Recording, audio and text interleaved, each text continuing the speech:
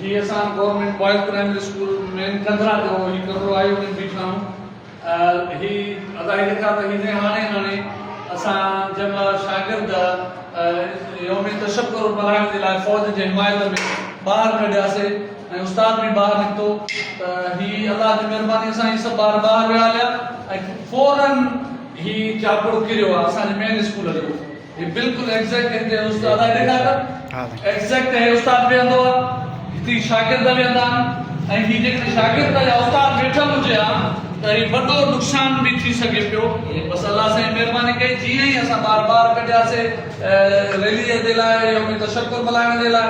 फ़ौज जे हिमायत में त ही चापड़ किरियो आहे ऐं मूंखे सम्झ में नथो अचे त असांजो मेन स्कूल आहे तलके रोडीअ जो वॾे में वॾो स्कूल आहे 1000 जी एनरोलमेंट आहे स्कूल जी सॼे स्कूल जी हीअ हालत आहे छड़ो हीअ न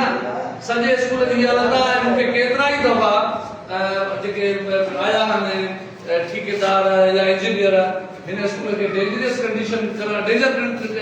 में उन्हनि चयो आहे त हीअ स्कूल आहे ऐं हिते ॿार न विहारियो पर छोकी हेॾी सारी एनरोलमेंट मां करे कयां हिते ई जेको आहे सो मजबूरनि मां विहारियां थो ऐं सॼे स्कूल जी हालत आहे सो मां मुतालबो कयां थो पंहिंजे गवर्नमेंट ऑफ सिंध खां पंहिंजे जेको आहे सो एजुकेशन मिनिस्टर साहिब खां सेक्रेटरी साहिब असांजो डायरेक्टर साहिब या असांजी जेके ज़िले जा आला अमलदार आहिनि त असांजे स्कूल खे रिपेयर कराए ॾिनो वञे त जीअं स्कूल बि बहितर नमूने हले ऐं कंहिं बि वॾे नुक़सान में कोई न अचूं ऐं असांजे शागिर्दनि जी जेका क़ीमती ज़िंदगी आहे ख़ुदा न ख़ास्ता को नुक़सान न थी वञे कैजुअलिटी न का थी वञे ऐं मां उस्ताद मोहम्मद ज़करिया बड़ो head master government boys primary school Kathra हिकु दफ़ो वरी मुतालबो कयां थो त हिन स्कूल खे